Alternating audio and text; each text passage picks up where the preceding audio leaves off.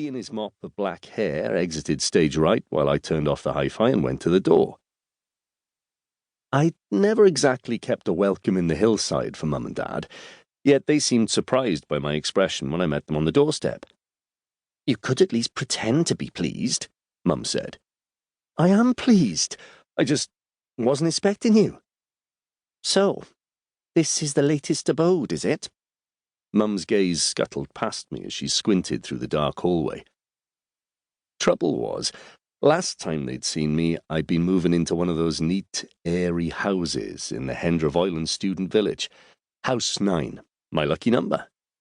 A half-year down the track, and it had dawned on me that 9 never had been that lucky. Me and Uni were not happy bedmates, it turned out. And along with the student status, my grant money dried up, and my housing options became more modest. "So, did you want to come in?" I asked. I kept the door half shut, ever the optimist. "We didn't drive an hour from Cardiff to go straight home again," Mum said, and she wiped her feet, gave me a kiss, and stepped inside.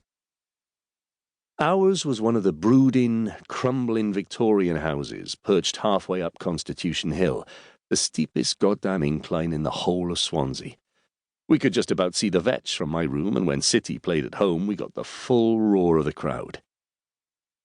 None of us knew each other. Not really. We'd all ended up there through friends of friends, I think. But for 4 guys who didn't know one another from Adam, we got on pretty well.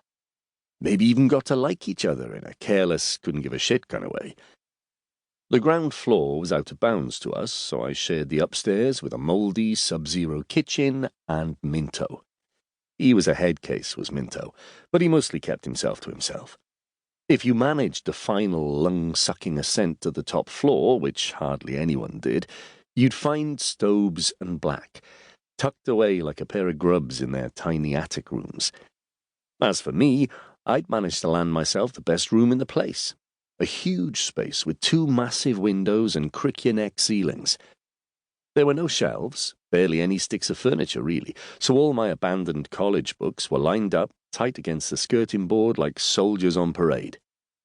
The one rickety table I owned was dwarfed by the huge room, but it had just enough space for my 12-inch telly. As soon as I brought Mum and Dad through the hallway, I spotted the telltale flare of Mum's nostrils. If she found the smell on the ground floor unpleasant, I figured she'd need a gas mask by the time she got to my room. Dad trailed behind us in his golf club blazer, which he kept pressed and ready for weekend outings. I'd never imagined my place being on his list of must-see destinations, but at least he'd made the effort. There seemed to be less of Dad lately.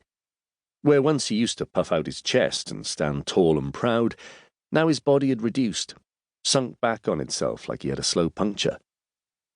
As we started up the stairs, there was an almighty thud. Minto's voice cut through the gloom above us.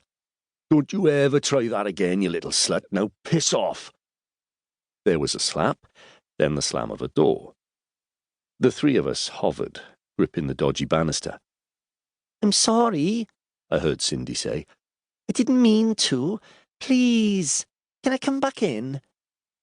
I was becoming used to this kind of thing. Since Sindy'd become a household feature, there was more drama at our place than there was on Dallas. Mum was suddenly in front of me, heading up the stairs 2 at a time. "Oh," I heard her say. "Oh, Lord. Are you all right, love?" By the time I caught up, Mum was crouched in front of Minto's closed door. I couldn't see anything of Sindy beside the outstretched stick of her leg. "Hurry up," Mum said to me, turning around. "Close your eyes. Go and get your duvet or something to put around her. Don't look." She formed a makeshift barricade with her arms and stayed there, all lipstick and skirt suit, hunkered down on the threadbare carpet. In my room, I was about to pick up my duvet, but remembered Sindy's body odour problem. Instead, I grabbed an old throw from the chair and chucked it in Mum's direction. "Now put this around you. You're all right," she said. "No need to cry, love." Minto's door opened, and as I ventured back into the hall, I was just in time to see Minto shove past Sindy before he tore down the stairs.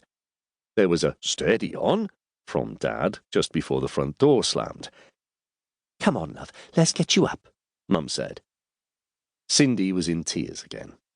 She looked like a Dickensian waif,